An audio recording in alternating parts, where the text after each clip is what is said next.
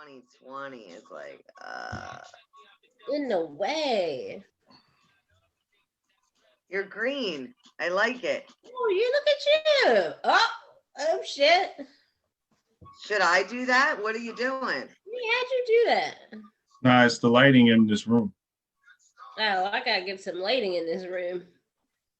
I need me some. Lex was in some like space thing. Yeah, I saw that. I'm like, look at him. We got like no views on that though. I think it was because of the election. Everybody was just so focused on that. I think there was a lot going on. Y'all ready? Yeah, I'm ready.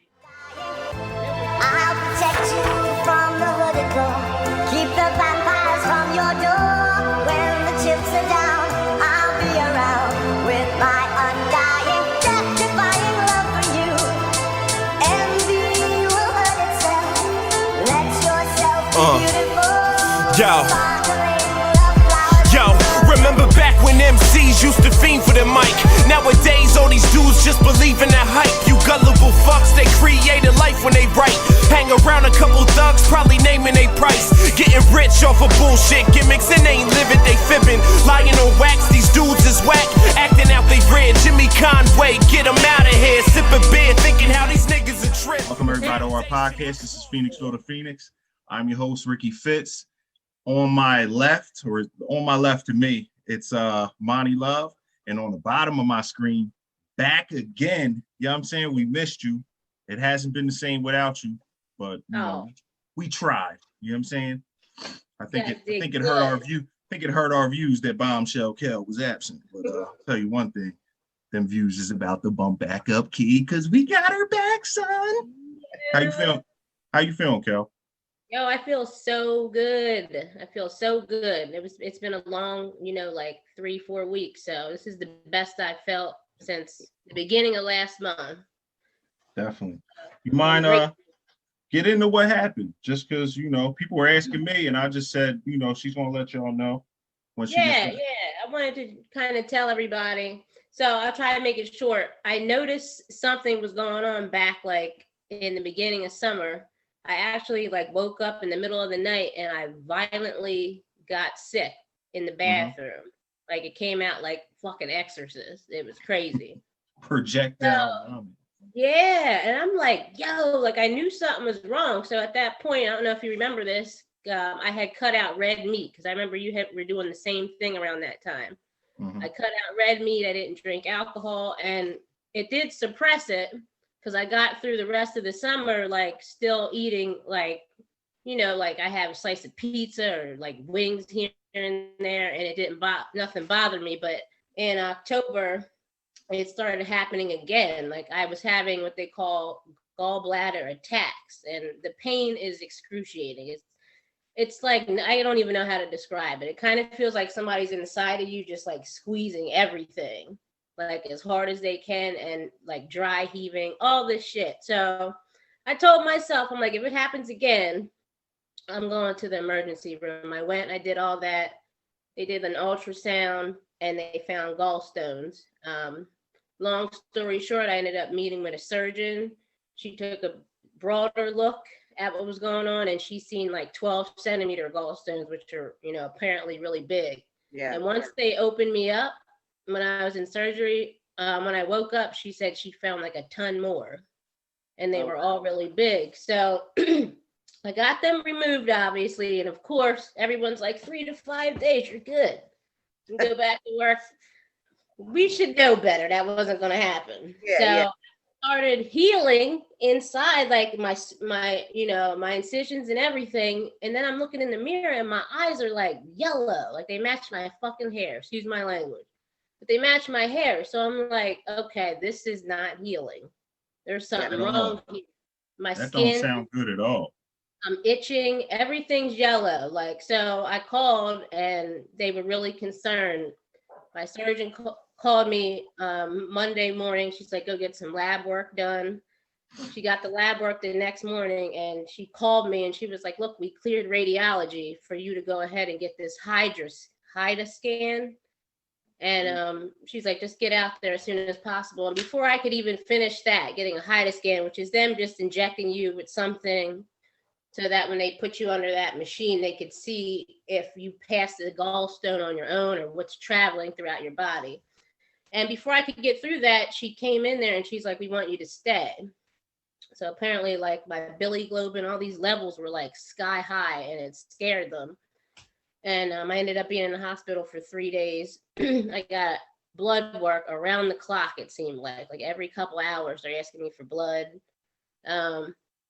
You know, it was crazy. It was probably one of the most difficult things I've been through. I've been rather healthy all my life. I never thought anything like that would happen, you know, really. But I made it. It's been a long freaking month, I'll tell you that. Even like my primary doctor, I had a video chat with her yesterday, and she was like delighted that I bounced back from that, you know. And it just, you know, it's been really emotional. It does a lot to you getting opened up, and then you have to recover. And that surgery is laparoscopic, so they pump you with a bunch of oxygen. So they literally blew me up. So once I healed, I'm in bed like feeling like this. Yeah. You know, and I'm so tender inside. All the air is like, you know, making me even more sore. So I can't even move. Yeah. You know, and I had a bad reaction to the general anesthesia. Once it wore off, I got really sick.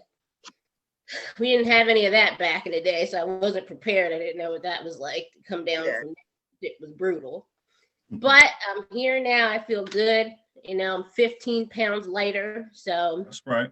Yeah, so it's all good. You know, I made it. Everything happens for a reason. I tried to keep a positive mindset throughout the whole process. Like, you know, it did make me healthier and more conscious of the things that I'm putting inside my body. Now, like, I'm not messing around. So I'm just looking forward to being happier and healthier. And I'm here now. I really missed you guys, but you held it down. And it was nice to be able to watch all while I'm in the hospital and just down, feel connected. Yeah, I was hoping when you last week, I think it was last week you were in the hospital. Yeah. I was hoping you got a chance to watch that when you were in there, because I remember when I dropped it, you were like, I'm in the hospital. I was like, well, it's going to be out soon, because I was having trouble. Last week, I was having trouble with just uploading. It took like forever to upload. It took like 10 hours or something. So that was nice, though. It was nice to see that. I appreciate it. And I thank you guys just for, you know, being there, being supportive, because you know, I like to go through things. I don't really like a lot of attention, or I don't want anybody to feel bad for me. So I didn't tell everybody, just you two, and like one other good friend of mine, you know, he kept checking in on me too. But, you know, that's all it took. I didn't need everybody to be like, oh, are you okay? Plus, I came out the bathroom at the hospital. I seen like this embarrassing arrangement of flowers there, but it was from my job. Oh. You know, I didn't, you know, because the nurses are like, look at you, you're like a celebrity. Because I was in the hospital, you know, I'm private. At the hospital, people just walk by your room and they're all up in it. So I had the nurses, I'm like, just keep my door closed at all times.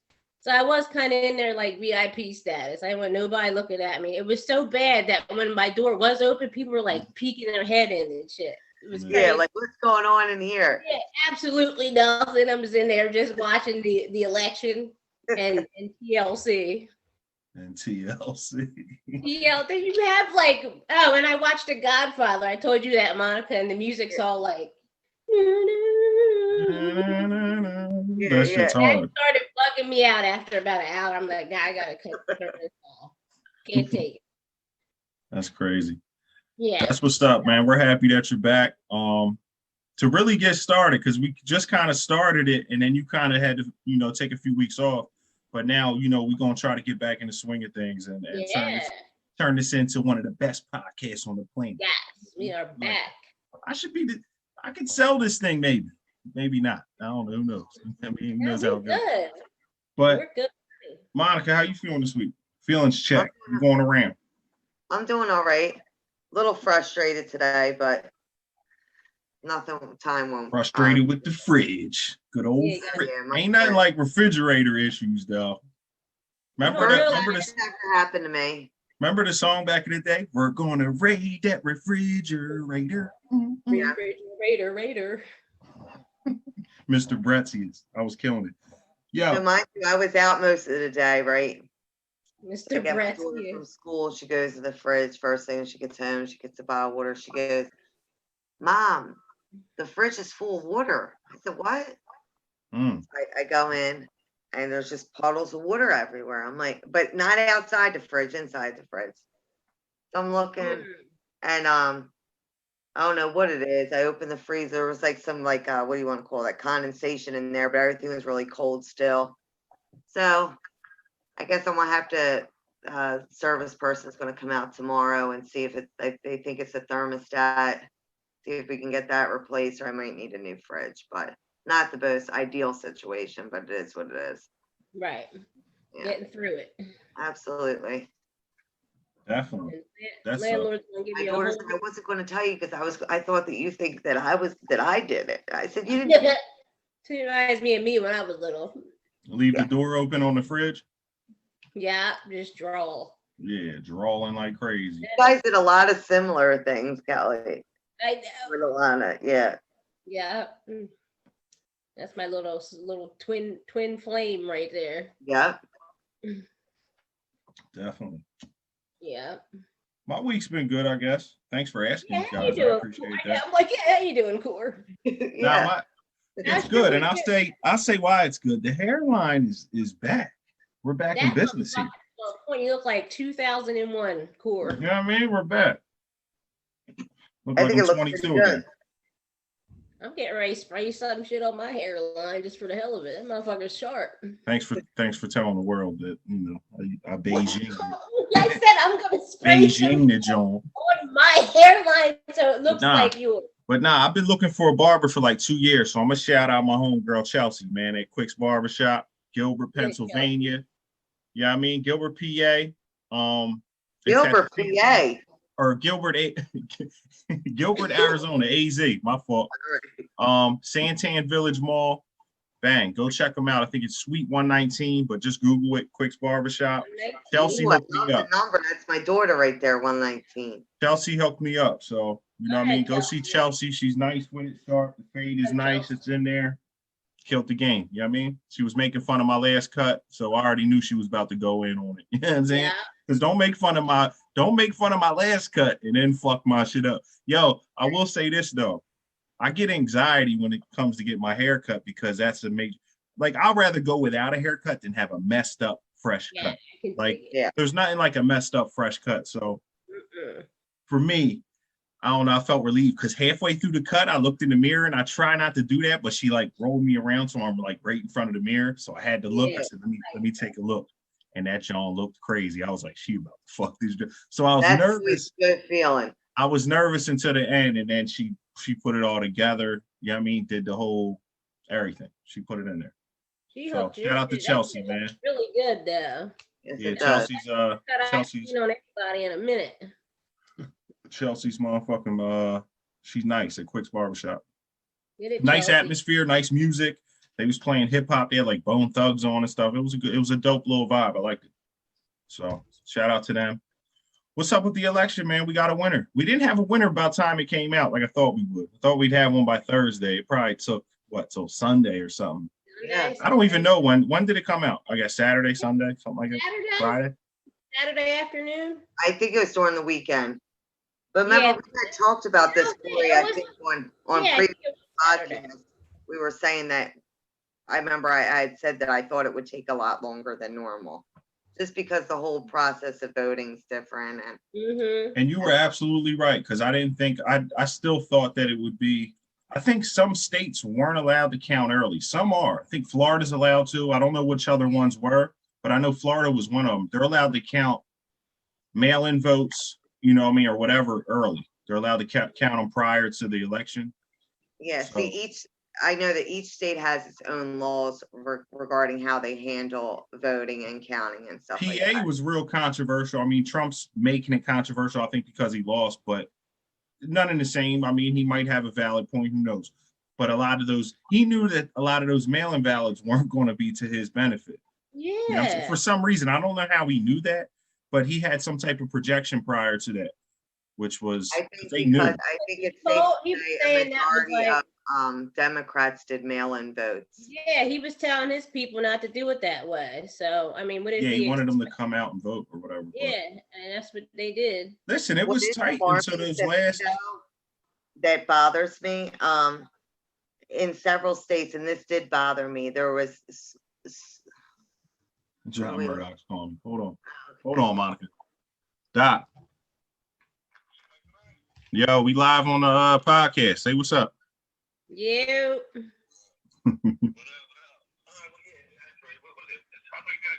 Yeah, but we did it Wednesday today. But hit me. I'll hit you when we're done. All right, peace. Or Sorry, you can join in. he's just a friend of the show. We figure we let him get a friend of the show. throw his 2 cents in on the election. We should have got his input on the election. I think he's over it. Yeah, I think Yeah, we he was all saying that are. the other day. The memes were driving him crazy. He was like, "All right, dog, this shit's over." Yeah. Yeah, I mean, it's a lot. Some I of them. was very alarmed about the number, and this happened in several states. I was alarmed of the amount of dead voters they had. I just don't understand how that's acceptable. That's just weird. Some of the mail-ins, and they were even saying some of the mail-ins, like, and not some. If it's a lot of them, it's probably, somebody was doing some fraud shit. But I think some of them, like some people may have put their vote in like weeks prior and died. So some of them were saying that there was like, I don't know the exact number, but they were saying there is some true cases that they've researched and already found out, okay, that person just passed away. And I think they said their vote actually counts because they had it in time to where that vote actually counted. But I don't know if that's a slippery slope too, because it's like, the person ain't here. Does he get a say? And who's, you know what I mean? I don't know. It's weird. Right. And then there was like one instance, I think in Nevada, where I thought this was messed up. I don't know what they ended up doing with her, but I guess the woman went in person to vote, and they were saying that they already had a mail-in ballot for her, but she said she never filled out a mail-in ballot. So that's voter fraud. It's somebody that probably put her name down and sent it. I think it's just very important, like regardless of who the winner is, just for future elections, that certain things like that get addressed because, we are, this is a democracy. And I just think it's really important that everything's done the right way, because that just really questions the integrity of our country. And I just hope whatever mistakes were made in this election, next election, that they take a closer eye on that, because that is unacceptable. We can't have dead voters. We can't have that's just whack. Like you said, it's just integrity to the whole process. Like if it's a democracy, because it's supposed to be we the people have a say in who we elect into these positions. We know that it doesn't always go, everything's not on the up and up, but we want to think that at least our vote is, you know what I'm saying? At least something this. And then you had this electoral college too. I wanted to just comment on this. Like, I found this interesting. So like, each state carries a certain amount of electoral college votes. Based off of population. Off of population. But like, say the state's like a predominantly red or predominantly blue state, and they have a high population. Like, I think it's California that's predominantly Democrat, and I think they have like 50 something electoral college votes. So sometimes with that electoral college thing, I think it's a disadvantage to both parties, because if you could win the popularity vote, but those electoral college votes really count for something. So if that state is high in population and they're Democratic or Republican, whatever that may be, it's always guaranteed that that candidate is going to win those electoral college votes just based on who lives there. You know what I mean? A lot of times they sort of balance each other out, because you'll have California, but then you'll have Texas, which is always red. You know what I mean? For the Republicans, like they vote Republican, they vote pretty much one way. Like, and they tell you that when you get to Texas, like, we vote one way. Like, Texas is like. So you pretty much know, like, the Republican candidate's going to win Texas, the Democratic candidate's going to win California. But then you get to your like swing states, like Pennsylvania is one of them, where it's really could go either way. So this just depends on the election. But that was the only thing that was disappointing to me, was just seeing like, just dead voters. I mean, they elected, and I don't want to, I don't remember. It's either in North Dakota or South Dakota, and I don't know what position it was. So I don't want to quote it. It could be something local. It could have been House, Senate. I'm not sure. They actually elected a dead candidate. I How heard are they that. still on the ballot? Now that's crazy. I actually didn't hear that. I'm gonna look into that though. 'Cause Yeah, that's yeah. crazy. They It's did in a- one of the Dakotas, and I wasn't sure. I know it was a gentleman. And again, like you said, it could be like a similar scenario. Maybe he died like the day of the voting process or the day before. But Okay, yeah. yeah, but still, that's just crazy to me. Like these people are dead, and they're like Yeah, getting but I elected, think they're voting. was it somebody messed up like on the ballot, or was it just the guy passed right before the election or Yeah, prior I don't the know. election day? All I know is like once he was elected, he was dead. So I don't know how long prior he passed away, but Right. that's just concerning to me because I don't think if you're dead, you have a vote.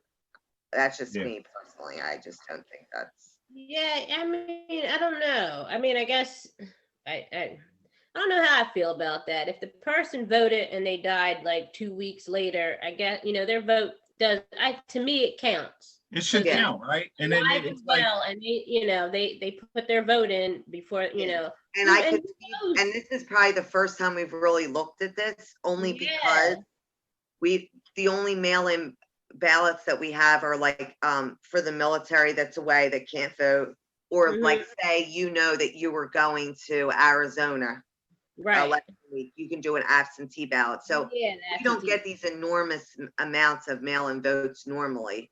right. So it's just, I think it was just a new process to everybody, and I just don't think it Very went new. too And well. it's something really serious to, do by mail. I will say that. And we Yeah. talked about that. Absolutely, yeah, Just we like definitely things spoke getting about it. lost in the mail, it happens all the time. all the time, and There I'm was hoping. people that were claiming that their vote got thrown out, that they never received the verification that their vote was in. Exactly. A lot of people were having It's issues, just and I very think sloppy. some of those people went and voted in person Yeah, or whatever. So I don't know, I mean, Well, it's definitely going to be interesting probably the next few weeks with, Trump challenging a few of and I know in Wisconsin, I believe he got I don't know if I think it was less than 1%. So he got a recount it's part of the process. You can ask for a recount. You know what I'm saying? So I think if it's a small percentage, they have to recount. I Yeah. it think has that's to be the less law. than 1%, and then you can Okay. ask for it. And if it's Yeah. less than a certain percent, I think they automatically recount it. But Yeah. yeah, I mean, it's only right, recount it, make sure the right person won. And you I just was- think too in the future, like if COVID's going to continue to be around, which it looks like it's not going anywhere anytime soon. So the next election in 4 years from now, I would just hope they would look at this process and perfect it or make Yeah, whatever changes they need definitely. to so it's a lot smoother next time. Definitely. And I've said this a million times. I At don't the end of trust the them day, now. it's the government and shit. We can't really trust them 100%. No matter Exactly. Yeah, I really didn't have a dog in this race at all. I didn't care who really won, to be honest with you. I don't put a lot of faith in our government. It's just personally me. And that's for my own personal reasons. But I'm glad that one thing that I think, comes out of this is I just thought Trump was a little too much. And I don't think as a president, as a leader, as somebody that's supposed to like lead us or somewhat give us some type of, I guess, comfort in a sense, right? You're the fucking president of this country. I want to feel somewhat safe. I felt like he could have pushed the button on a nuclear weapon any day on a bad day. Like, I don't want that from my president. So I just look at it like I feel a little more relieved, I think, with Joe Biden in there. Not that I think that, I don't know what that means for us or what it doesn't mean. And I like, I'm not too big on Kamala Harris, but I will say first Black vice president's a huge deal, and no matter what. So I don't care about all that. You got to put all your emotions or maybe racial. Yeah. Put that to the side. Married to a Jewish guy. I think that's cool. It kind of reminds me of like our group of friends, just so that different backgrounds, nice mix. I'm biracial. Shit, that's a beautiful thing. I'm 25%, fucking Swedish and all types of weird shit. Thanks to my dad. Everybody mixed up. Ain't nobody 100% nothing for real. Mm-hmm. If you are. Had a quarter of anything in me, not like that. I was thinking like maybe 5%. You know what I mean? Anyway, I will say this. Part of the Aryan Nation. Johnny is drawing though because he won't bow out gracefully, and that shit fucks me up. That just goes to show you he's unfit because he don't even know how to lose. He don't know how to lose. That's what you could tell a lot about somebody about how they lose. You posted that, and you know he reminds me of my ex-fiance. I won't say his name, but I was only engaged once, and that's how he used to act when he got mad. Like if he didn't win something, or if he thought he was gonna win, and then all of a sudden it did, and it could be like a WWE match. Yeah. He lose his mind and start acting like a baby and demand like all this extra shit. It's like, dude, you lost. Let it go. Yeah, it's over. That's a personality trait for somebody that's like not, I ain't even gonna go there. You got to be able to lose. It's like the people. I'll relate it to this because I know some of our listeners have been to the prison penitentiary, and when you lose and when your ass get caught for whatever it is your ass was doing out there, I hate them motherfuckers that be in jail bitching and crying about it's somebody else's fault. I can't stand it. Yeah, like it's not. You got to take accountability and ownership for your own thing. And it's the same with winning and losing in sports. If you lost, it's over, bro. You lost. Bow out gracefully, Yeah, I liked what Wallow said about saying no. He did a video on, I guess, maybe when he first came home, he presented ideas to certain companies or something like that, and they declined. But he said it was he actually got contact back later, and it was the way that he accepted the no had them want to revisit it. Yeah, because you know why? Because you know why? He may have. I don't know what he was. I haven't seen what you're saying, but I've seen a lot of Wallow stuff. Yeah. With Wallow, it's more, and not with Wallow, but with the companies that he was maybe trying to pitch something for, or maybe trying to work for, get endorsements or whatever. They're trying to see, like, they're not always, listen, if I work for a company, my boss ain't always going to agree with everything I want to say. He might check me or correct me at certain times. He has to know that I'm coachable. Yeah. And if you can't lose, you ain't coachable. You know what I mean? If you're running around still worried about the last play or what happened last week, you know what I'm saying?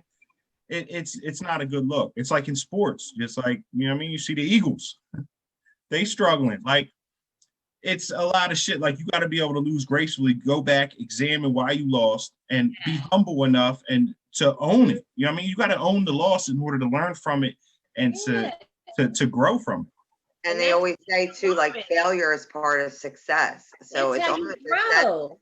Yes, exactly. That's how we grow. Anytime I failed anything, and I know you guys know, like, that you learn something from it, makes you better in the end. And for somebody just to not accept that they lost, not be able to do that. How many other times has he done that? That's his thing. He does that all the time. Yeah. But it's just not something you want to teach your kids. Like, you want to show your kids, like, yo, that's not how you lose, my man.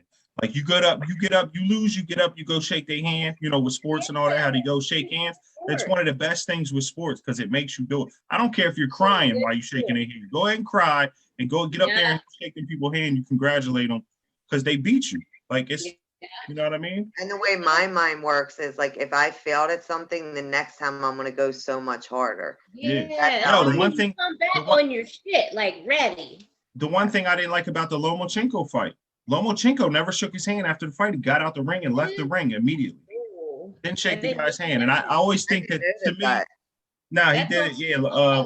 Because I love boxing, so I'm always into it. I watch the post-conference and stuff. And Telefimo said that. He said, yeah, the guy didn't even shake my hand after the fight. He just walked out the ring. And it's just certain stuff like that I just look at like, because that's some bummy shit. Everybody loses. Like, you can't act like you never lost before. Like, and I think too, probably a lot of emotions involved with that because that was a big loss for Lomo. So maybe hindsight, he's probably, I would hope that you'd be thinking, you know what, I should have probably handled that differently. Yeah, I hope so. I hope that, and not to call, I'm not trying to like point Lomo out. Like, it's just I'm just saying in general. I know for myself, there's times where I didn't like how I responded to a situation. And then, hindsight, I'm like, damn, I could have handled that a lot better. So yeah, absolutely. That's growth. Like, if you even had that revelation in your mind, like, damn, I could have handled this better. That to me is growth because you at least recognize it. Yeah. But being like a professional, being in like the eye and stuff, like, you know, you're always on camera, you're always doing that. You definitely got to be mindful of that. And again, we're all human, so we make mistakes and stuff. But yeah, hopefully it all works out. Hopefully, but it's looking like Joe Biden, Kamala Harris are in the White House, which is pretty cool. yeah. So That I don't see for a that. lot of people. Sorry for the Yeah. diehard Trump supporters. That just Yo, my neighbors, right? My girl pointed this out a few weeks ago, like literally right next door to us. They're right across from each other, but the one person had a Trump sign and the other one put a sign that said, "Nope, Biden." I was crying. I meant to always take a picture of it, but they already took the Trump sign down. The Biden one's still out, so I went to do it today, but Oh my the god, Trump one wasn't out. So I thought that would have been funny. I meant to post it like last week and just forgot to. But that was funny. Weird Biden signs that weren't Sunday, they were spelled still correctly. there were still Trump supporters driving around like Sunday night with their pickup trucks and like these big Trump flags on their car flying down that road, all in denial and You shit. see that out here too, like because I'm like in a town right next to kind of the desert. You know what I'm saying? I'm on the outskirts of Phoenix, so like you'll see it's a lot of them hillbilly boy, a lot of Trump guys and stuff, and in their pickups and stuff. Motherfucker got a lifted pickup. That joint be like 10 feet like off the ground. Off the ground and shit. Big ass Trump flag on the back. Not playing. This Listen. is like on the top. And the gun laws is loose out here. I'm scared of shit when I see a big ass truck like that drive by me. I'll be shook like this motherfucker. Fuck that. I ain't arguing. Kind of election, but not really. Me and Kelly were talking about this the other day. Like, it bothers me when people don't spell correctly. So as you're driving around, you see these political signs in people's yards, fine. But I couldn't get over the one Biden sign was spelled BYDEN. And I'm like, what is that? You know why? Because that people turn that into a thing like Biden.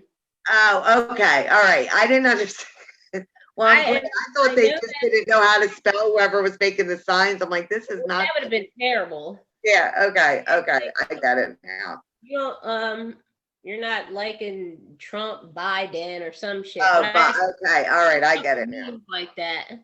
Of course, I just looked at it. Wait a minute. I know where you're coming from. Now, when I first saw it, I was a little confused. Yeah. But no, it's like Biden. Yeah, now I get it now. Yeah, it makes sense. I get it too. I thought they didn't know how to draw. Everybody's drawing though. But that's what it all comes down to. There ain't one motherfucker in this country who's not drawing right now in some way. It's a wild ass year. It's so wild year. Yo, they were making fun of.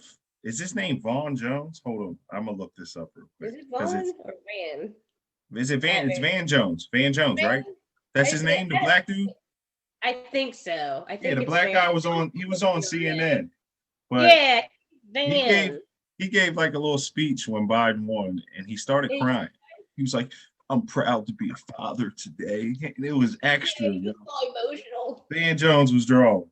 They was grinding his ass up. I seen them. They was grinding him up on the Joe Budden podcast. I was dying. I said, "Damn, they gave him the work." He really broke down, and I don't know. Maybe I was PMSing. I was emotional too. I don't even know why, because either way, like whatever. But yeah, I thought it was weird. Even last election, too, like when Trump won and Hillary lost, people were crying like as almost they were attending somebody's funeral, and it's just like, what is going on here? I think a lot of people wanted her to be that first female president. I think they thought that she had a decent chance of winning, which I thought she was going to win. Yeah, I did too. I was really shocked with Trump. I was shocked. Yeah. Same here. I was super shocked. I still can't believe he made it. And you know, he did some good thing. I won't even say okay, like prison reform. He held that down. Yo, he got a lot of people out of prison, and I think that's one thing that has to be. We have to highlight that because a lot of people, listen, in the state of Pennsylvania, I'm friends with a lot of people that I was upstate with, and a lot of them are real big into Philly, like advocating for, getting people out of jail, commuting people's life sentences, things like that. So Wallow's one of them, but Wallow be in the mix with a lot of them dudes too. Shout out to Dewan, my homie Dewan, he be doing that shit. But yeah, I be seeing a lot of these dudes come home. A lot of the dudes that I was up there with, the juvenile lifers thing. Now that was passed, I think prior to Trump. I believe, yeah, it was prior to Trump that got passed. Okay. But a lot of them people are coming home, man. It's a beautiful thing. So it really is. it happened on his watch. So if we're gonna give him the bad shit, we gotta give him the good shit too. So he gotta give him the good. He got a lot of people out of prison. I mean, I think my only it was problem issue is that he doesn't know how to like talk and handle himself, and he says things and it the way he acts really causes the divide that's going on right now. We got friends and shit that we ain't even talking to because shit's just weird with him, because it's just his delivery when he says certain things like Proud Boys stand by. Come on, bro. Like, don't say shit like that. Yeah, that was extra. And if you can't take that as being a racial type, you know what I mean? Then what else can you take that as? You know what I mean? Good old boys is a term for kind of like a racist white dude in the South. Yes. You know what I'm saying? That's what they out here. Listen, Arizona, they got some good old boys out here. Yeah, and that's just how they play. That's just who they are. They're like some cowboy type gun ho. They don't really like anything that ain't white. That's just how they playing. Like that's just. But yeah, it sounded too close to good old boys to me. I never heard of Proud Boys, but apparently that's actually there's some people that call themselves the Proud Boys. I believe they are. They actually on the election night, and you could look this up. They were all out, and Black Lives Matter protesters at some bar. And like one of the head guys of the Proud Boys, some Black Lives Matter protesters sliced them with a knife, like in the back or the arm or something. A couple of them got sliced up. Nobody died, thank God. But it's just like, that's the shit we don't need. Well, I think that's some of the stuff that I don't know why. Maybe it's because, I don't know. Maybe whatever it is. Because I don't want to try to choose sides or anything like that. But yeah. Trump just brought out a lot of stuff. I just seen a lot of the racial shit lately. I've been blocking people on Facebook, people that I considered friends. I look at now under a microscope, like, I don't know about you, straight up. Because if that's the type time you want, I don't want to be nowhere near you. No. That's not, I don't play like that. I never played like that. My friends have been every color in the damn book. I never played that game. I never did that. Black or white. I don't play like that. Like, that's one thing I don't do. I don't play that whole, you know what I mean? I ain't fucking with him because he's white, or I ain't fucking with him because he's black. Yeah, we don't do that. Yeah, I don't call people racial slurs or nothing. Nobody. White people, black people. What do you guys think about? What do you think about how Biden feels about that subject? Because I know we've talked about this before. About I feel like Biden back in the 90s, late 80s and stuff, he advocated for, but he was, I don't want to say but, because that's kind of excusing, you know what I mean, what he did. Right. But nah, he was on some bullshit. But did he change? I don't know. It's 20 years, 30 years ago. I don't want to say that that's the man he is now, because who I was 30 years, who I was 10 years ago ain't who I am today. So people change. I've been around people that was with the Aryan Nation and shit, and they walked away from that shit, and now they was just cool dudes that I busted with in jail. Like, yo, you know that boy used to be down with. I don't give a fuck who. I don't care about that, bro. Full thorough boy. I'm dealing with him now. Yeah, it's we in the present moment. I don't care what he did 5 years ago. Like that don't. Yeah. So I don't know. It's kind of, I don't know. I don't know where he exactly stands. I did see in the second debate, it's I guess what they call the person who leads the debate. Moderator, I guess. Yeah, the moderator. She did mention about his past, like the things, the laws and shit like that. And he did say he made some mistakes back in the day. I did see that. Supported me, because I'm like, at least he acknowledged it. Because if he didn't, or tried to like sugarcoat it, but he knew that they did things wrong. And I think because, this was like when crack was huge. I think people were just going nuts trying to figure out a way to like keep it down. So, they went to extremes. But I think they did the 100 to 1 crack laws. I'm not exactly sure if he was involved in that, but he was involved in that 94 crime bill. Yes. That was the big one. That was the big one. And that was another one that locked a lot of brown and black people up. I mean, it's just by record numbers it locked us up. So it's not that we're sitting here looking at it trying to blame the system.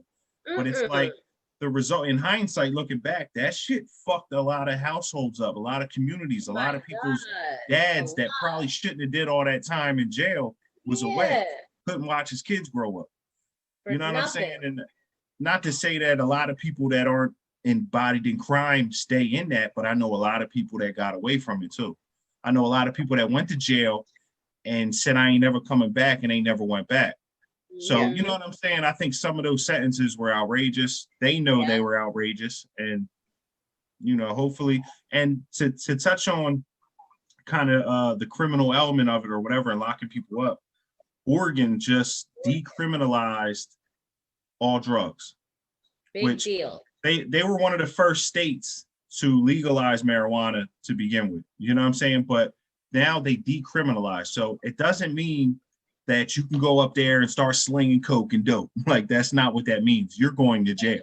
And if you know anything about Oregon, I visited Oregon one time, you're going to jail. Like, they gonna lock your dumb ass up. You go up there on sounds like you're going to jail. Yeah, but to decriminalize it, Portugal did that a few years back.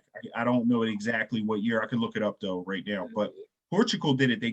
They had a problem with their criminal justice system. Basically, their jails were full. They didn't want to build any more jails.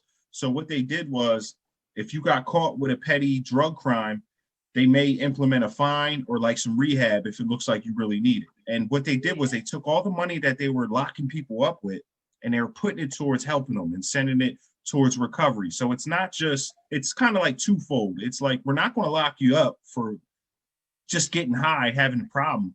We're actually going to try to help you if you need it too. So, which is kind of cool. You know what I'm saying? So, and if you have like personal use, if you're walking around with ounces of dope, you're going to jail.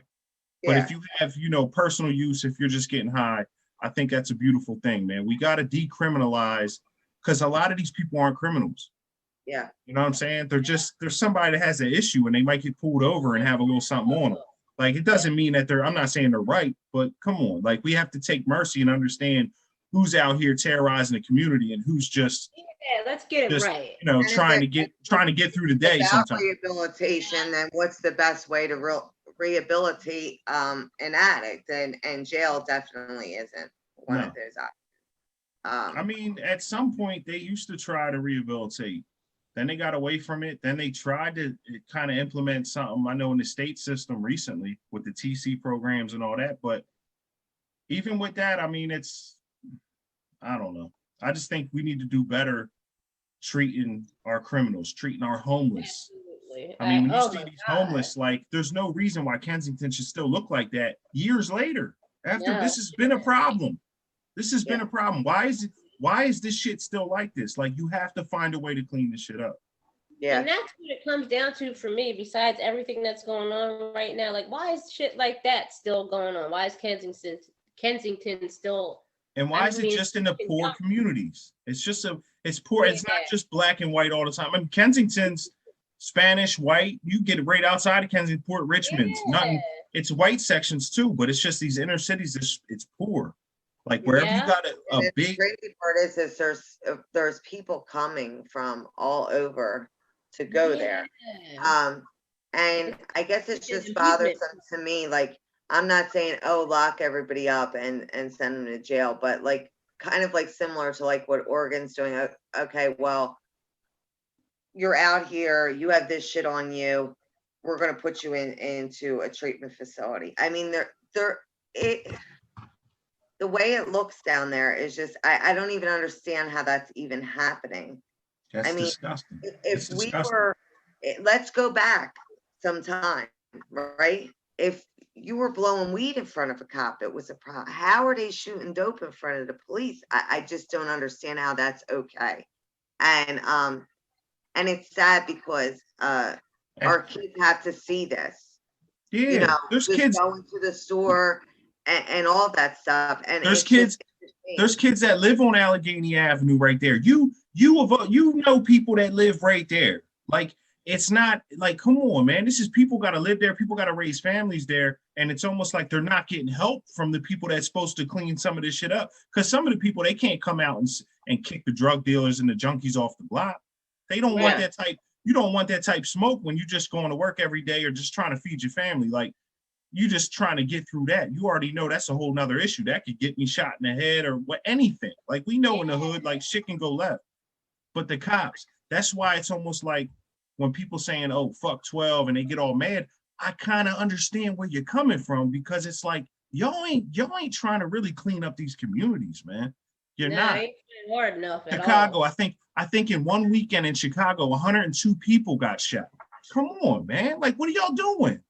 And then you got to look at too, like, I know that a lot of times, like, we look at the president and different, like, real higher ups, but at the end of the day, like, you have mayors that are running these cities, you have governors that are running the states.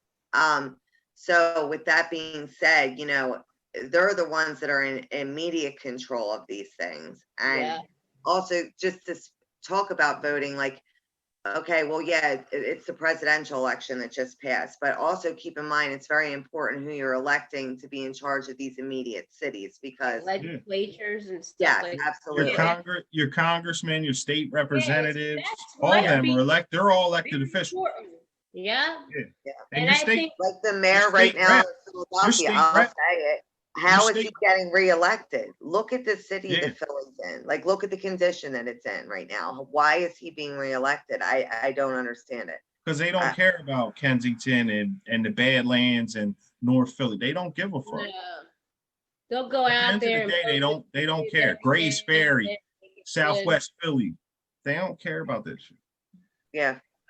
And I just think it's fucked up because, like I said, like we're adults and we understand what it is, but the kids don't. And then, mind you, if you own property there and you live there your whole life, or maybe can't leave there, because who are you going to sell your house to now?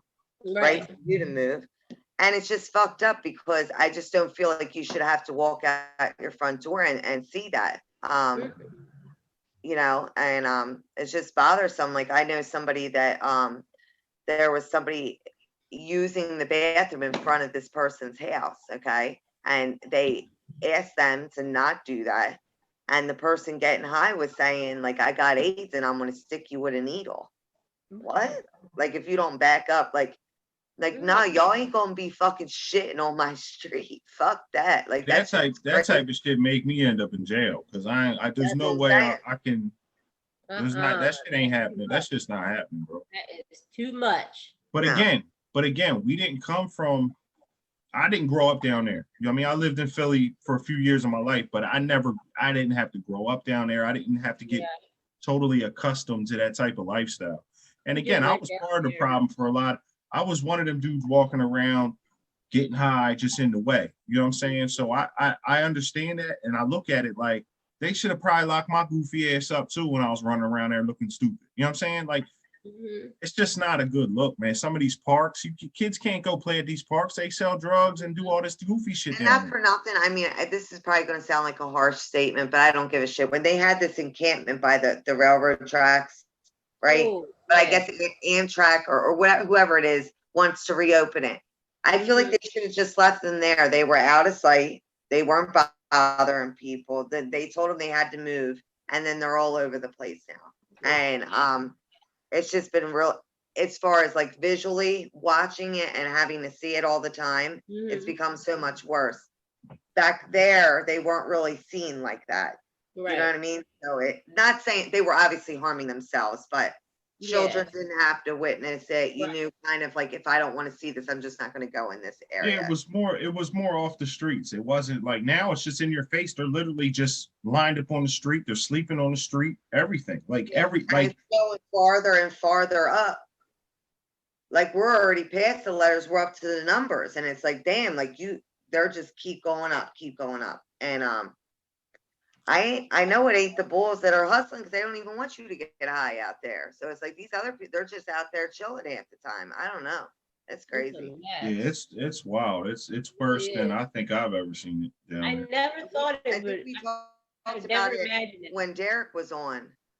Derek got booked for what, 3 nicks of weed, right down there, of weed. Back in the day, now you have people getting high in front of the cops. I just don't know what changed. You understand what I'm saying? Like, that wasn't before. So I kind of look at the officials. I look on what their priorities are and stuff like that. I mean, they're the ones that are in the power to make changes. So I mean, that's when I start seeing them clean shit like that up. That's when I'll start believing in the system and all that. Because it makes me think like what are y'all up to that y'all don't want to clean it up sometimes? Like it's like something's got to be, someone has to be making a lot of money off this in order to allow that to just continue. There was an article that people were coming over from Puerto Rico to get clean here. Oh, I remember this. Yeah, I think we talked about this, and maybe the families weren't too familiar with Philadelphia or didn't know too much about it. Yeah. And what was happening is like they were coming over to these quote unquote treatment centers or halfway houses. They were recovery houses. And the people that were running them were having them sign up for food stamps, getting their personal information, their social and stuff like that. And then using all of that to benefit themselves, the people running it or the staff. And the addict that was coming over to get clean would end up dead, or they'd be missing, and their family would have no idea. So it was really, they were just using these people for income, and they didn't care about their recovery at all. And I think this was also happening in Chicago too. They were recruiting people to come to these places, and it's showing pictures of like pools and all this, like, that they're going to be recovering in a really nice area. And you end up in Frankfurt or Kensington somewhere, and then as soon as you get high because you're an addict and they kick you out in the morning sometimes. And they already took your food stamps and everything. Go do a job search in the middle of Kensington. You don't even speak English, you don't know what you're doing, so you end up out there and catching a sample, and it's over. Then they kick you out and they keep your food stamps until the government cuts them off. Exactly. They just they do with your social and all that. And it's just, I do believe that there's people that run these programs that do have good intentions, and a lot of those people that do run them are former addicts. I feel like they're the ones that have the most success because they know what it's like, and they do want to help people. But others, I think it's just they see this as a business. But you gotta look at this too. Just because you ain't getting high no more don't mean that you want to up and up. So a lot of people were just criminals or whatever, drug addicts that just like, fuck it, I can make a lot of money doing this. And they do. People cake up. I know motherfuckers that bought real nice cars, $100,000 cars just off them halfway houses or recovery houses. So crazy. So it could kind of go both ways. Like it's really just on your intention. And then I know some, like shout out to Life's Journey, that's just they care and they give a fuck about you when you come there. And if it wasn't for them, I probably wouldn't be sitting here right now talking to y'all. Like they helped me so many times. I burnt them sometimes and they still help me out. You know what I'm saying? Still looked out for me. So. And that's how you know when somebody's truly genuine. Yeah, there are some good ones out there and there's some good people. You'll meet good people everywhere you go. But yeah, some of them places are, they just trying to scheme and get bread. So. That's what it's about. It's a lot of money in those things. So, money corrupts everything. So, their intentions could have been good coming in, but sometimes they start seeing that quick. That's fast. That's drug money. You got people paying $150 a week. You got 10 people in the house. That's $1,500 a week. Boom. You know what I'm saying? Yeah. That's a lot of money. That's $6,000 a month just off that. You know what I mean? You pay the bills in the house and shit, and then that's it. Boom. And half the people aren't even from, and I still can't get over this, like half the people aren't even from Kensington, so they're coming from all over to come there. And so I just feel bad, for the people that have to see that, especially the kids, because they don't understand what's going on. You gotta protect the kids, and that's not happening, and that's really sad. That's bad. Yeah, absolutely. On a lighter note, how do y'all feel about your mate going through your phone? I mean, or you going through your mate's phone. Like that works too. I'm one way on this because I give my girl she has the code for my phone. Yeah. She can do it anytime she wants. But at the same time, I'll never look through hers. Just because it's just for me, I don't know. I don't know. Maybe if I felt like she was doing something wrong or then you look, right? Maybe I would, but I haven't, you know what I'm saying? I've looked through, I think, one person's phone in any relationship I've been into. That's it. Just one. I don't know. For me, a phone should be private. It should be like, all right, boom. But at the same time, I don't know. thinking about some of the stuff I have in my phone. I mean, like if I'm with somebody though and we're solid, like I don't care. You got a password and be in it, whatever. I don't know. I'm not one. I don't like to go lurking unless like I really have a hunch, like oh, like something's going on. Then I'll take a look. But I don't like going through it because, I mean, it could. I don't know. You might look at something and it might not be what you think it is. But a lot of times things, just like things on the internet can be taken out of context, things also can be taken out of context other places. Then you get your feelings hurt for nothing. But I mean, if I suspect something, I'd probably go through it, you know, like I'm all for if you suspect, like, look, let me see what's in that fucking phone. I don't really want to be sneaking around and doing it because that's that's good. So that's cool. My girl sometimes asks to look through my, she'll be like, let me see your phone. All right, here. Like here. And I'll be hesitant sometimes, like, all right, here. Check it out. Yeah. Whatever. Because I know it. First of all, I know right now ain't nothing in there. So we good. Well, look, I'm thinking like this. Like I'm saying like right now in my life. Like right now, you, like in my life, I know ain't nothing in there. If I'm talking to one of my guy friends sometimes, like Derek could text me or message me the other day, and we're talking, and at the end of the conversation, I send him a heart. And I do that with all my, guys, girls, whatever. But like, if my man was to go through my phone and see that, he might think something else if he's not paying attention to the whole conversation. Because he doesn't understand. You told him you loved him. You sent him a heart. And then he don't understand. He might not understand that relationship yet. I don't think many people understand our friendship, though. Our friendship is weird.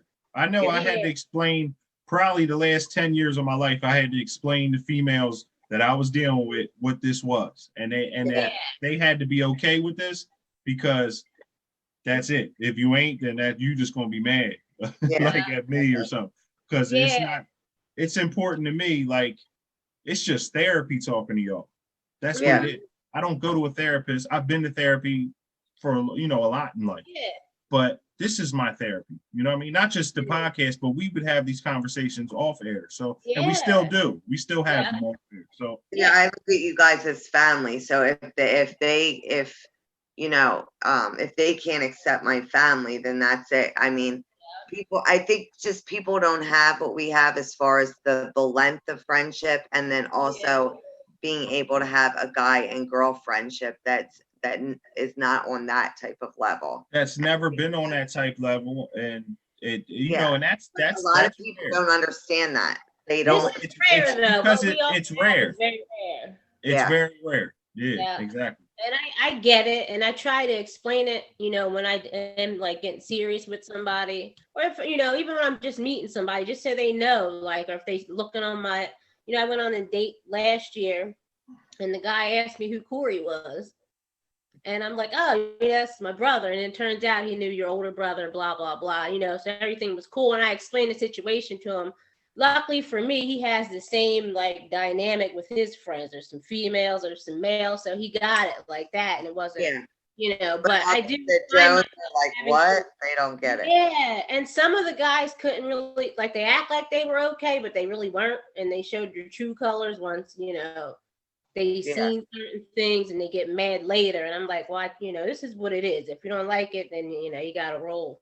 We're almost like how we are with kids. Like we're like, it's a package deal. You're getting all of us, or you ain't getting. That's how it has to be. Like at this point, like, and it's not just y'all two. Should be grateful. It ain't just y'all two. It's Derek, Lex. Like if y'all ain't cool with my squad, then it's hard to get serious with somebody that's not, because it's always going to be confliction.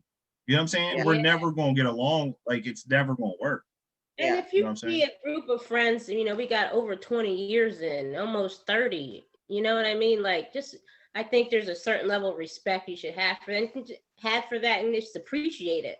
It's not something, I try to put myself in, in that person's shoes, if somebody didn't like it, but I still would feel like, oh, they got all this time in, like, this is something solid. I'm not going to get in the way of that, to him or her. I love them, and I love their friends, Mm-hmm.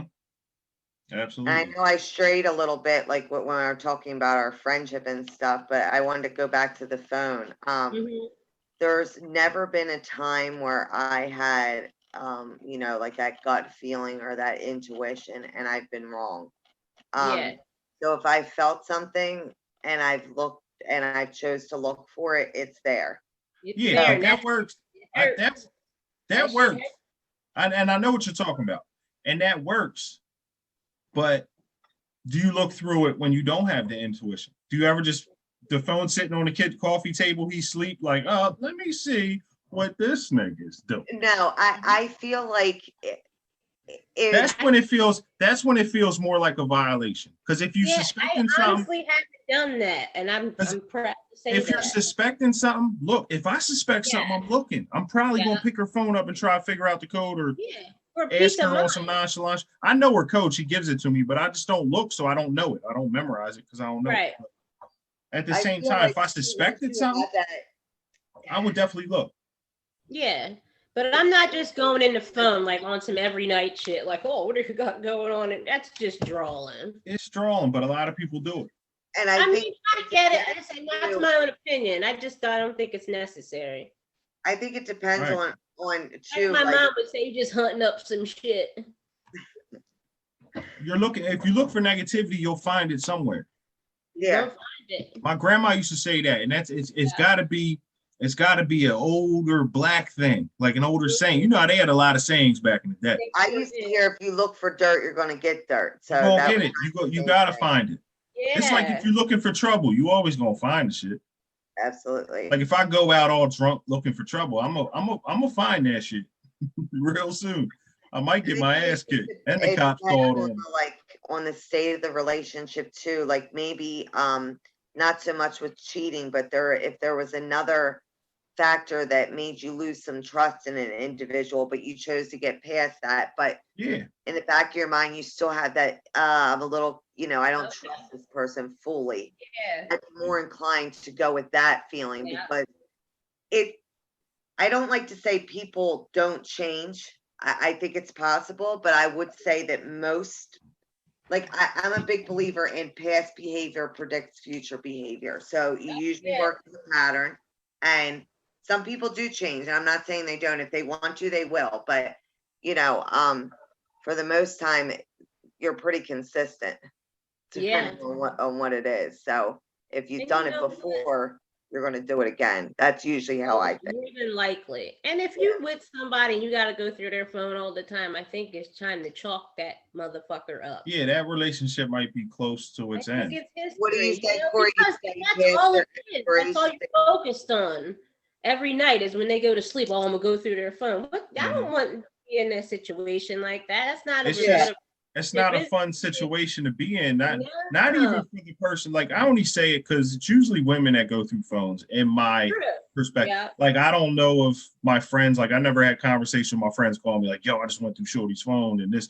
It's very rare. It's just I haven't had those conversations. But I feel like there was like with the men that told me they've gone through women's phone, their girlfriends' phones. But there was a just reason for it. There was a God. Yeah, there's none. Like I said, if you suspect anything and you legitimately have reasons to suspect something, rock out.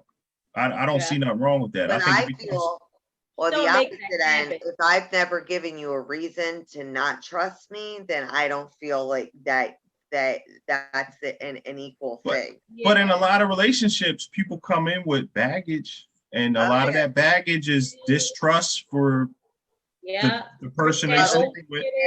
To the new relationship. Yeah, a lot of us bring that into the next relationship. You got to get that shit squared away, and you do that with yourself first. That inner work is huge. That's something I've been doing. I don't know how much longer I'll be single, but until I'm like fully worked on myself, you're not going to see me with anybody. Like Monica, back to what you said, the relationship staying in them past the expiration date. In that situation, listen, it's like the loaf of bread, right? Got an expiration date on it. Listen, that bread ain't gonna make it to the store before the expiration date over. Because when you come into a relationship with them type of trust issues and those type of, trauma, all it is really trauma from your last prior relationship. Yeah. You know what I'm saying? So, or the one before that, or whatever one, or it could be other different traumas. Some people don't trust people because they were molested, or a lot of different issues. They were beaten, or maybe their mom abandoned them, this, that, and the third. Yeah. Everything. Absolutely. And it's mental health. At the end of the day, it's mental health. You know what I'm saying? It comes down to that.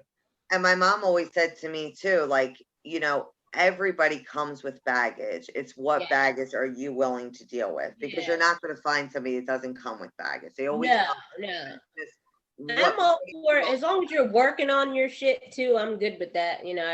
We're all gonna have something going on, but as long as you're aware of it, it's not something we're gonna make a habit of. I think in this point in my life, I think if you ain't cheating, I think if you ain't physically abusive or even verbally and stuff, that shit can get out of hand. I know that's some of the stuff I need to work on. When I get mad, I say some dumb shit sometimes. But a lot of that, I think if you could get past that, as long as you work and you paying bills and you contribute and doing this, that, and the third, I think some of that stuff you can handle. Drugs is a big one. Like that we too old for that shit. I know me just kind of getting over it. It's like, man, I couldn't deal with somebody that, how you gonna build something with somebody that's just getting high, blowing all their money?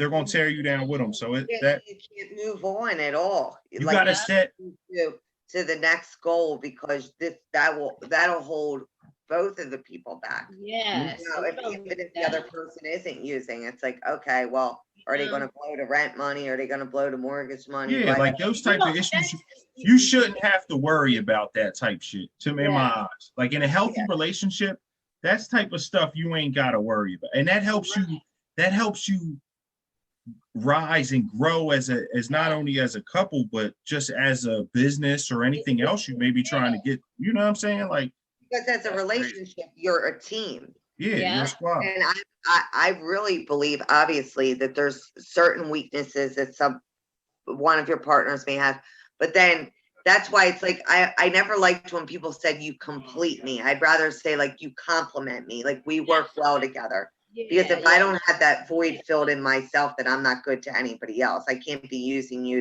to fill a void. Right. So Monica, has any guy ever told you you complete me? No, but I've heard that before. I mean, come on, it's very cliche, but maybe it'd be like, Monica, you complete me. Well, in the honeymoon phase, a lot of things are said. And that's when you get the butterflies and you think it's the best thing ever, and then that's why I always go back to that. I love that fucking butterflies. I love it, but I know I'm just messing with you. Will not lay it. When you first meet somebody, them butterflies. It's part of that honeymoon. It's real early in a relationship when you first start kind of talking. It's really lust if you want to get down. That's all it is lust. It's instant gratification. I agree. Yeah. It's instant gratification. People get blinded by that lust, and then they think it's love. They think that the honeymoon period of the relationship, some people don't think past go. Yeah, so their whole thing is that they think the honeymoon period was real. That was some bullshit. That was some bullshit. Like that was the intro to the book. That was the intro. Like now chapter 1 starts. Now you're in. Chapter 1 starts like 6 months in when niggas start when niggas stop being fake and start being real, like the real world. You see your true colors shining through. I always go back to this, but that skit, in an ideal world, that would be perfect. That this skit that Corey did. With just being honest, right from the rip, like, I mean, ideally that would be perfect. You know what? I'm gonna put together a video with a longer version of that. I'll have to write it out, but it's just a lot easier. That after we posted that, if like anyone else that I talked to or started dating or something, I did try to apply that and be as honest as. It's hard though. Oh yeah. I think it's like Monica was saying, just you have to have a standard. You have to walk in knowing, okay, look, I'm okay with this. I'm not okay with this. And maybe this, depending on the situation, I have to see it and take into consideration. And you have to learn how to walk away from shit. Sometimes it's hard to walk away when the sex is good early on, when the attention, you're getting all the attention, when, he's paying for dinners and all this extra shit. It's always nice then, but can you walk away because you see some red flags? Some people can. Some strong women, some strong men can do that. Yeah. Not everyone. A lot of us aren't strong enough. A lot of us aren't. I used to be not strong enough. I really wasn't for a long time. I think that's why I was in a lot of fucked up relationships a little bit too long, past the expiration date. Past the expiration date. I'm not playing any games with nobody, going forward. So. When my man green. when you're under the lust and shit. Mm-hmm. The red flags, they be looking green, like go. It's like, oh, hold on. You know what I mean? I'm colorblind right now. I can't. Y'all gotta understand when you see the red flags. Yeah, you know what I yeah. mean? You gotta be on point. Yeah. You gotta know what it is. Red flags are huge, man. Don't Yeah, red flags are everything. What about interracial relationships? I think, matter of fact, I know all three of us have been involved. I'm a product of interracial relation, like my mom was white as shit. My dad was black as they come. I don't know if he was Kasim black, but the nigga was black. You know what I'm saying? Right. But I come from that. So what do y'all feel about interracial relationships, and how is interracial relationships I keep stumbling over interracial relationships?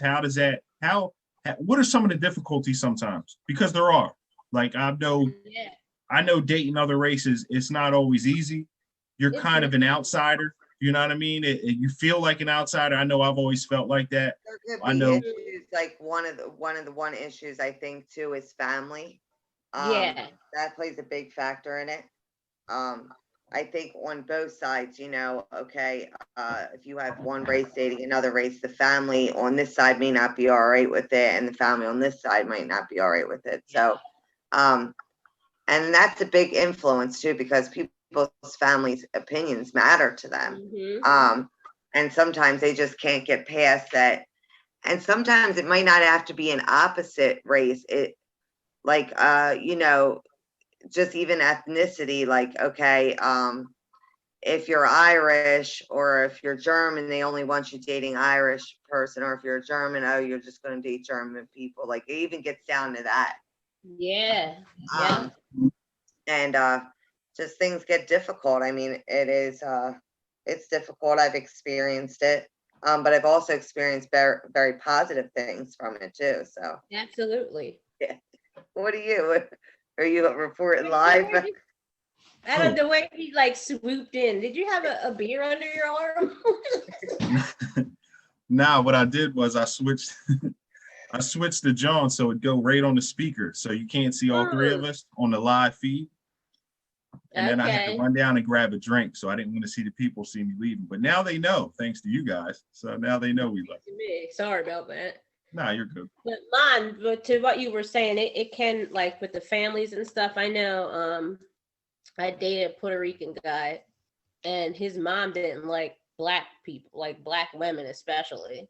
And I thought I'm like, really? You know what I mean? I didn't really get it. And I'm in like the Bronx and shit, and then, South Bronx, like all Puerto Rican, didn't speak Spanish at all. And like the mom's like grilling me, I'm like, what the fuck's going on? I'm trying to be cool too, because I don't, I'm like, we're both minorities. That it kind of just threw me for a loop how racist that like it was. I didn't expect it to be like that. I think I had more success with like white guys than I did with the Puerto Rican family. That's just my experience. That's not the only Spanish guy that I dated too. I didn't have that problem, with. Yeah, I was going to say it, because I know you didn't have that problem with a certain person I know you were dating. So that's why I asked that. Yeah. But I mean, I'm all for it. I like dating outside of my race. And I always, even when I was like younger, like a little girl, I always knew that I would date outside of my race. I think it's cool. It's just something different, Kel, what's like, if I date a white person, am I dating outside my race? I don't know. It's weird. I always felt that way. People would always say interracial when I would date white women or anything, but I never felt that way because I always looked at it like, I'm half white though. Like, really? Why wouldn't, like, my mom is white? Right. Like, is that, and I don't know, it always feel weird, but I always felt that way going to someone's house, meeting somebody's parents or older brother or anything. Like my grandparents, which we got a drop of black in you, you're automatically black. Yeah. And it's not necessarily right, but that's just how I think a lot of people will perceive it. Well, it was the law, actually. Sucks. Yeah, which isn't right though, because you're both. Yeah. Yeah. technically, But interracial with me, I always felt like if I'm not dating someone that's half black, half white, then I'm dating outside of my race. That's You know what I'm saying? That's just kind of how I looked at it. Yeah. But I look Spanish as shit, so I never felt out of place. Like I don't be feeling out of place with her family. Her family cool though too. Plus I know her mom's side of the family I've known since I was a kid. So yeah, I like know her mom like really well. Like her mom cool as shit. So I don't know. I guess for me it has in the past. So definitely dating some white chicks and shit. I actually was in a John one time. I'll tell the story. I think it's a funny story.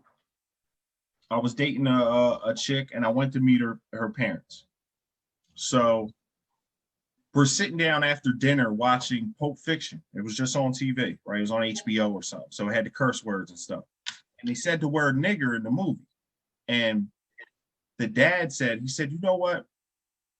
I always feel weird about like when people say it. Because they obviously didn't seem like they was on that type time. And he was just like, I wonder how black people feel when they hear that word, when they're called that. And the mom was like, well, ask Corey. He's half black. I mean, he might have a better idea. And she wasn't being funny. She was like serious. He didn't know I was black. He was like, Corey's black? I thought he was Italian. And he said that in front of me and it blew my mind. I just thought it was the craziest shit ever because I was like, Italian? Though? Like, nigga, I'm light skinned, but I don't know if I'm that light. Mambo Italiano. But I thought it was fun. I thought it was funny though. But I don't. And then they asked me, so it got real awkward. Then they actually asked me, "Well, how does it feel when people?" I said, "It sucks. It's not a good feeling when people call you that." They were like, "Have you been called that?" And then they're sitting there grilling me about it, and I have to have a conversation with her parents about. It was weird. I'm laughing because I wasn't there, but I could feel the awkwardness with you just telling. It was very. It's. You know what? You know what's just awkward? The cultural differences and the insecurities that we have as people sometimes. Mm-hmm. That's all it really is at the end of the day. All it is. Like, if dude could be get past that and have like a sense of humor about it, everybody. Yeah. And it's usually when the parents get to know you, they either fuck with you or they don't. So they can make their. But you know when that type is, when you're at that point. When they either fuck with you or you'll start to see it like, okay, they really rocking with me a little bit or whatever. Yeah. So yeah, I don't know. It is what it is. I have an experience. How you're treating a lot of it too. Yeah, like I know. I'm about to have a daughter, and if you treating her crazy, there's no way I'm fucking with you. Well, I don't care what color you are. Yeah. So, but I also see it that way. Being biracial, I always felt like I never really looked at color too much. That's probably why I hung out with everybody. Like it never really mattered who we all did. We didn't care about none of that. We didn't care if you was black, white, green, or yellow. You could fuck with us if you was cool. If you was doing what we was doing, birds of a feather flock together, I guess. I don't know. Yeah. But yeah, interracial relationships, I think one thing it could teach us too is culture. Yeah. A lot of different cultures, like Spanish culture is different than black culture. Black culture is different than white culture. Everything's different. So to learn that, I think for me, again, I hate talking about prison all the time, but prison helped me understand culture a lot because you're just confined with people that you probably didn't grow up. We didn't grow up around a lot of Spanish people in Phoenixville. Now I'm out here in, you know what I'm saying, Hispanic. This is a large Hispanic population out here. So everyone I work with is Hispanic. It's like you start to learn the culture and you start to understand like the differences and stuff. They have different humor. They have different everything. Like everything's different. So, and a lot of times we don't like it or we don't know. So we judge it right away. Like, oh, they on some weirdo shit or whatever. But you just, you don't understand that like, dog, there's culture, there's customs, there's ways they do things that's just different from the way we do stuff. It doesn't make it right or wrong. Right. It's right to step out of that comfort zone. Just because, when we say comfort zone, I think I've said this before, that doesn't always mean that it's good. It's just what you're comfortable and used to. Yeah. I think sometimes people get scared when they're out of their comfort zone. We all do. Definitely. Listen, I just started a new job. And one thing I love starting new things, but I also get really nervous and anxious before I have to do it. Right. So, but one thing I like about it is that anxiety or that awareness, it heightens my senses to where I be super on point sometimes when you first start. It's almost like when you get comfortable, you get lax a lot of times. And that's when it like, it's almost like a honeymoon period at work. You be busting your ass the first couple weeks. Yeah. And it's like, we'll see what this nigga made of a month in. We'll see if this motherfucker really showing up on time and doing all this goofy shit. So, but it's funny though. Yeah, it's like anything else, but I think here for it. I look at the cultural shit as being, if I'm a minority and I feel uncomfortable being around white people, how do I ever expect to make it in the business world? How do I ever expect to make it anywhere at a company, at fucking Walmart? How do I expect to move up the chain in Walmart if I'm uncomfortable being around certain people? So it's like, we have to get past that a lot of times. You know what I'm saying? And I think sometimes it could start with maybe a black person dating your daughter if you're a white guy or something, and just understanding like, all right, maybe this ain't, Yeah, like it's okay. It's the same. Yeah, it's perfectly fine. Like I know my mom's family disowned her when she found out she was pregnant with a black dude. So it was shit like that. Just corny. That you say that, like my last name is my great-great-grandmom's last name. She was a white woman, Betty Knight. She's Scottish, Irish, and something else. And she was not allowed to marry my great-great-grandfather. So I have her last name. I don't even know what my last name is supposed to be, but she wasn't able to marry him. So like when I look at like census records from back in the day, it's always just her and her 6 mulatto children, never reference the husband at all. Yeah. And it's something, kind of makes me want to just, even more accept interracial relationships, because she really held it down. You know what I mean? Back in that time too, we're talking, a very long time ago. It's like early 1900s, something like that. Yeah. In Virginia, Luray, Virginia. Oh, wow. In the South. Yeah, but yeah, her family disowned her, and now like all of us Knights have her last name, which I think for me it's incredible. I'm proud to have it. You know what I mean? I think it's pretty dope what she did. She still raised all her kids the best way she could, but now I'm even more like pro interracial relationships. Let's just change the world, make mixed babies. Mixed babies. We're gonna end racism. Let's mix them. Let's mix it mixed up. Kids. That's all we gotta do. Can't we all just get along? Yeah. I mean, what about the Proud Boys? You think they'll be happy about our intermingling? Our intertangling? I was dying because I was watching the one debate and Joe Biden actually called them the poor boys, and I was fucking hollering. He said, the poor boys. So he was all serious. I was like, yo, he got it all the way wrong. That's crazy. Fuck them. They drawing. Yeah, definitely drawing. Yo, last week, I think Lex found out for the first time that Josh Kenner was your cousin. Even though I told him that probably it's like 2 years ago, but we were drinking and stuff, so he probably didn't remember. But I told him on the podcast, he was like all amazed. I was like, damn. I was like, that's why I said it, because I was like, I don't think he understands that that's Kelly's cousin. My first cousin. We are like, he's the product of Betty Knight too. We're all shot at. I think Josh and I are like more the black sheeps in the Knight squad. Everyone else really, I mean, not that I don't have my shit together, but the rest of the cousins, and there's 26 of us all together, first cousin. But Josh and I think are the most shot out. I'm not quite as shot out as him. We gotta get him on here one night though. I thought that I wanted to do a QM John with all quantum mechanics if we could get all them on. That would be dope. He's awesome. We've been pretty close, growing up and stuff too. Obviously he's a little bit older than me, but Josh was always somebody I clung to when I was at my grandparents' house. And now, I didn't know he was a part of quantum mechanics until maybe like 7 years ago, which isn't that long ago considering, you know what I mean? Yeah. And then he's like, hey, Lex and Sid, and I'm like, how do you know all these people? Like, how did I miss that? But he told me on Facebook. He said something. I said if the debate was a battle or something, I said Trump 3-0'd Biden, and he was like, he said something. If me and you battled, I 3-0 you. I was dying.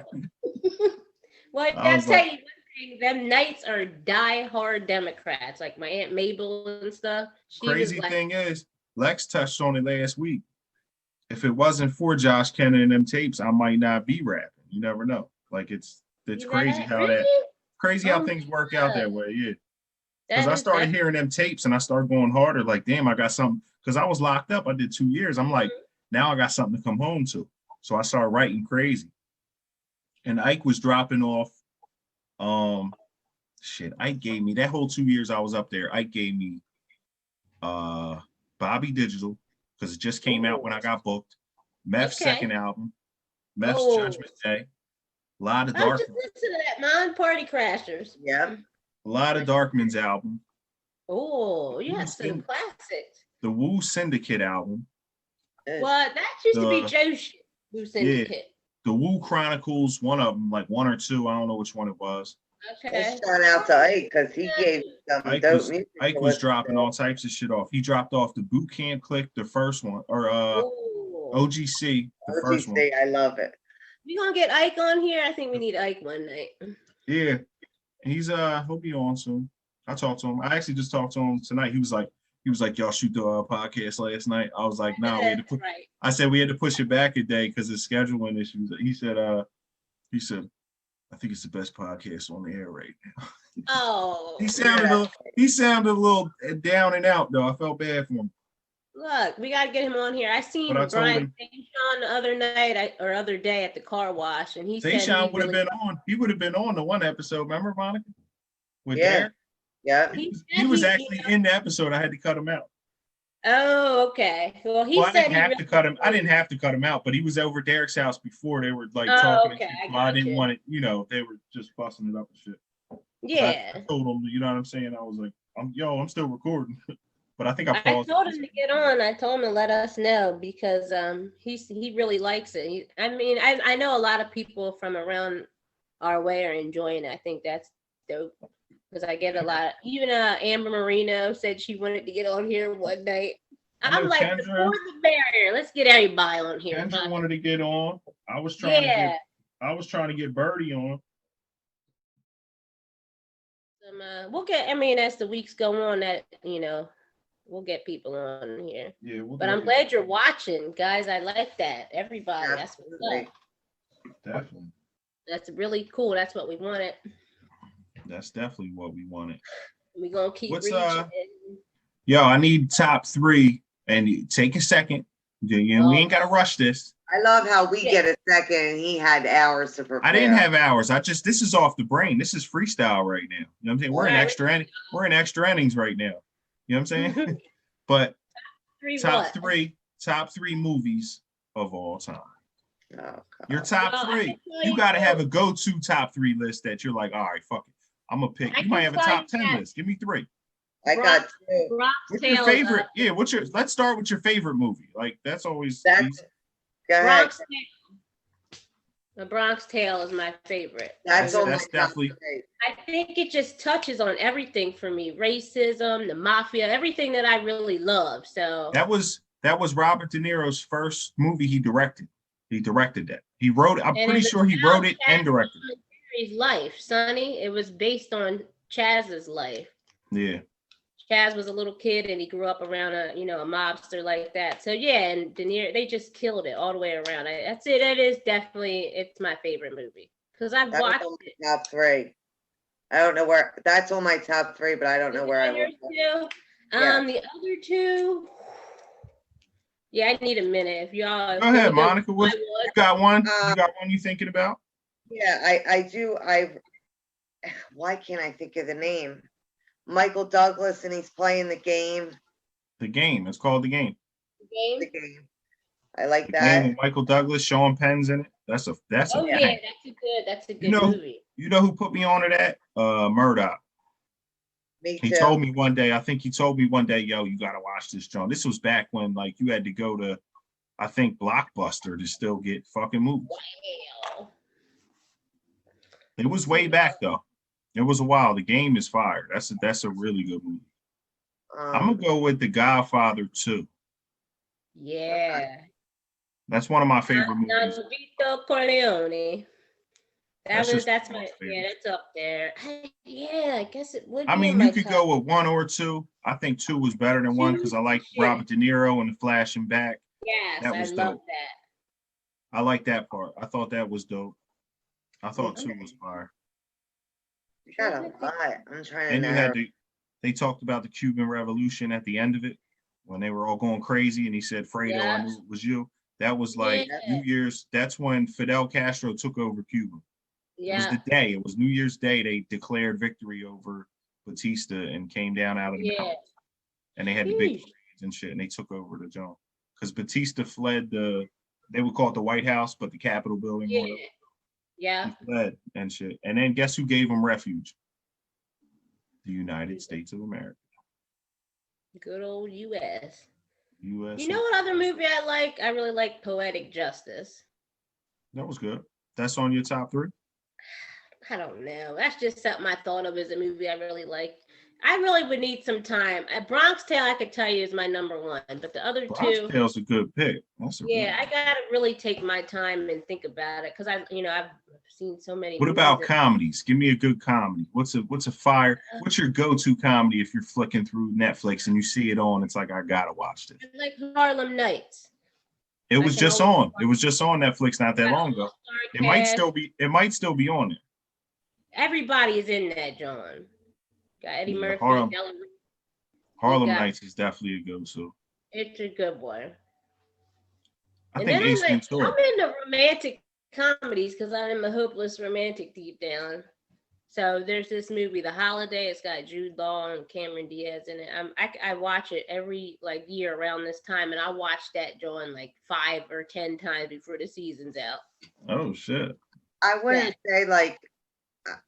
say they're my favorite movies, but I like a lot of movies that Vince Vaughn's in because I love his sense of humor. It's very sarcastic, like how we are. So I appreciate his sense of humor. Yeah. Oh yeah. I like the way the way he talks, his tone and everything. Yeah. That's what I like about him. There's a lot. I mean, it's really hard to narrow. I'm definitely going to go with The Game. I'm going to put The Bronx Tale there. The third one, I need to get back to you guys. I think we could go with you really like, but to say my favorite. It's hard to say. The only one I can stop say with seriously is Bronx Tale is up there, but I can't think of anything else right now. And another movie I really enjoy is Silence of the Lambs. That's a banger. That could definitely be on someone's top 3. Yeah. I like Carlito's Way. That's definitely one in my top 3. Yeah, that's a good one. I'd go with The Godfather, Carlito's Way.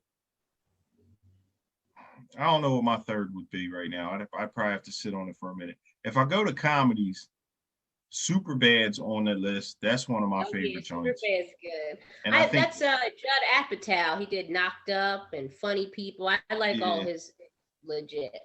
Seth Rogen, I think, wrote it.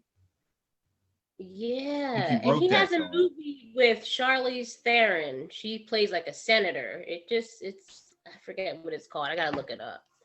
If you guys haven't seen it, it's really good because Seth Rogen is how we were circa 2001. All he wants to do is draw. He's got weed, coke, drinking all the fucking time, and she's a senator, but they end up falling for each other. And he gives them ecstasy, and the phone rings, and she's got all these important decisions to make, and she's all fucked up, and she's like, "Just give me a cigarette." She's hiding under a desk table and shit. I watched it and I'm like, how did I miss this? Hold on, let me find the name of it. So Seth Rogen and Charlize, Long Shot. Long Shot, I'll check it out. You're gonna like it. It's gonna take you back a bit. You're really gonna like it. There's another one with him in it too, and it's a Christmas movie. It's freaking crazy. Hold on, I'm gonna find the name of that one too. The Night Before. That's another one. He's getting all tore up most of the time, but his dealer ends up being an angel in the end. It's just fucking all over the place, but it's really good because he's got his delivery, his humor is just on point. I think I like that Focus movie too. That's another one. Yeah, I just watched that a couple weeks ago. Speaking of interracial relationship. Hey. Wasn't he dating the white John? Will Smith? Yeah. Well, he was working with her, I think. And that other movie I liked. a lot, but I didn't like the ending. But I appreciated the plot of it. What was it? Switch. What was it called, Corey? With the about the multiple personality disorder. Oh, Switch. Yeah, yeah. I like Switch. that movie too. I not top three, but it's just one of the movies I liked. Yeah, at least we could talk about movies we like. I don't know about the other top I two think for me. Sixth Sense, The Sixth Sense, that John was That the. was a good movie. Yeah. You ever see Stir? You ever see Stir of Echoes? Yes. No, I don't With think Charlie, I have. with Kevin Bacon. Kevin Bacon, yeah. Oh, That John was crazy. They end up they buried the chick in the wall or something. Yeah. It was wild, and then the boy kept having these like premonitions or something about it. And he was like he was acting crazy, but he knew what he was looking for. And then they found out it was his daughter. Was it his daughter or something? I think, yeah, and Or was his neighbor's daughter or something? Yes, it was. I think it was the neighbor's daughter. Yeah, it was bugged out. Like his daughter just went missing, but they end up raping her or something and then killing her. Yeah, and he like envisions the whole thing, like he knows. Yeah. Oh, okay. It was his house before I think they bought the house or something. So they did it in his basement or something when it was kind of like an abandoned house. Oh. But then it became like a house, like now they live in it. But it was dope though. Like the way that shit was, it's a good ass movie. What's a dope movie y'all seen lately? Gosh, I haven't. That's all I've been doing is watching movies. You think I'd have like a whole laundry list right now? I cannot. Did you see the John the Lie? No, I was going to ask you the name of it because it's on Netflix, right? That John on Netflix is crazy. Me and my girl watched that John. That John's crazy. The Lie. I might check that out tonight. That's worth a watch. I'm telling you. If you're sitting there chilling, that's worth a watch. It's so dope.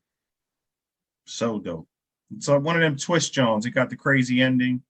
It's bugged out. It's one of them Johns. It's a good one though. Definitely. I've been binge watching like a lot of TV shows. There's one, Why Women Kill. I've been watching that, and it takes place in like, it's like, I don't know if you ever seen the movie If These Walls Could Talk. It's like the same house in different like eras, like the 60s, the 70s, the 80s. This show's kind of like that.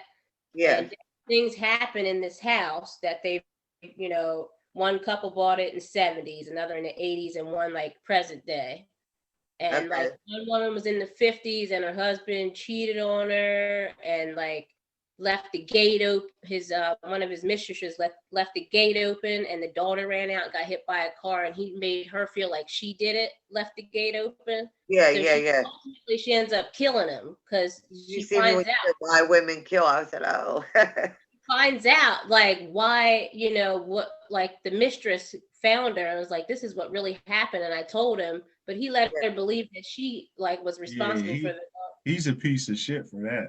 Yeah. So, and it's interesting because it's like she's all prim and proper, dressed to the nines, and she murked him, got rid of his ass. But the show is really cool. I just like how it goes through different eras, and I like it all. I like the clothes, the cars, like seeing everything. It's really cool. I tried to watch the John Hollywood or something. I think it's on Netflix or Prime, Amazon Prime or something. Yeah. It's too much.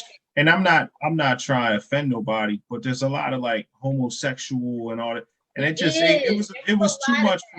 It was too much for me to watch. I mean, not that I'm not homophobic, but at the same time, I don't hang out at gay bars either. So you understand what I'm saying? Like I get it. Too much. It just was like. And it was a lot. Like it's pretty. It was intense. It was. I mean, he's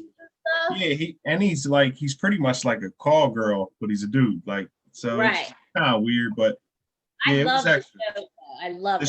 The show was dope, but that kind of, I guess it threw me off. I couldn't get past that part. It makes a lot. I get it. But it seemed like a dope John. I was mad as shit. Yeah, that was really crazy. Good. What else? I don't know what else I'm watching. I did start watching a lot of documentaries about like old Hollywood and shit like that because it's so grimy. It's just as bad as. Hollywood's crazy. That's a rough city to try to like. People go there to try to like, chase their dreams and end up in real bad situations. Nothing pretty, right? Like the one boy that was out there raping all the people, Harvey Harvey Weinstein. Yeah. it was. Yep. And then you got was it Kevin Spacey was out here drawing. Now, what the Kevin thing? Do we know that? And I'm just asking because I'm not trying to fact check anybody. I'm just asking for my own opinion. Was there any like case against him, or was this just speculation? No, there was, but like, because I know there was a lot of stuff. They were pretty much saying like, yeah, then you did this shit. But I was wondering, like, is it like a case against him? Or nothing, but there were like some like younger boys and stuff that came through. I did hear about that. He was on some Jerry. I don't know how, Jerry Sandusky. He was on that Sandusky. Strange to me. He was on that Sandusky type time. Remember Sandusky from Penn State? Oh, that was so good. That was a dope series, though, to backtrack House of Cards. Yeah. Oh yeah. I really like that whole manipulation of power and stuff. That was very but dope. that makes me like look at like politicians and stuff and say, man, I don't believe a word you say, because it's like you'll vote.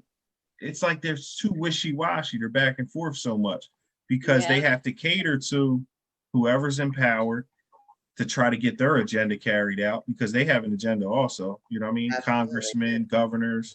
Yeah. It's so crooked that it just makes you question everything. But House of Cards was dope. If you should be questioning everything, because it's just too much. Somebody hit me up on Facebook and said they just started Breaking Bad. I said, what? I said, it's one of the best shows ever on TV. I love really good show. I like Shameless too. Oh, Shameless is the shit. Shameless is really good. That was a hell of a show. And I don't know how they kept it interesting. Like they found a way to keep that interesting.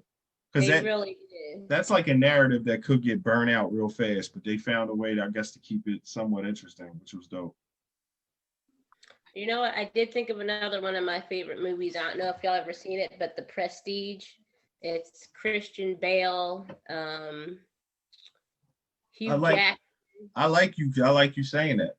That's a really good jump. Jack, just dude act from X-Men. Yeah. I don't know his name. Good. You have to watch it a few times. Man, that show was dope. I watched it again a couple months ago, and I didn't realize they incorporated Tesla into the movie. Tesla, Tesla's involved in it. Yeah, and I just watched a movie about Tesla and Thomas Edison called The Current War. It was dope. It was pretty dope. Edison had more money, and pretty much he used the media and propaganda back then to kind of shit on Tesla. 11/11. 11/11. But yeah, that you guys got to check that out. Current War is really dope. And it's Tesla. And what's the other? Oh my gosh, Westinghouse. You've seen it, like you got Stereo Systems. Westinghouse was, another one like up and coming when it came to like electricity and shit. Mm-hmm. Kind of took some things from Edison and spun it and ended up making more money. I think the World's Fair in Chicago way back in the day was like huge for like showing everyone electricity. I think Westinghouse ended up beating Edison and Tesla and getting to show like electricity to like hundreds of thousands of people, which I thought was really cool. Nah, that's dope. I love shit like that. Yeah. Yeah, that Prestige was fire though. That was a good ass movie. Yeah, that's up there in my top 3. It came out around the same time as Edward Norton put a movie out called The Illusionist.